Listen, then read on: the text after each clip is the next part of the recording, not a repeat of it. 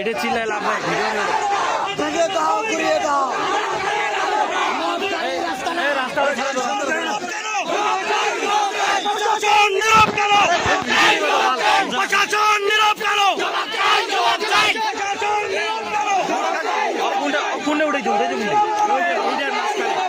ভিতরত কেন তো বাইরে দূরে আরে বাল খাই দাও না রে সাংবাদিক।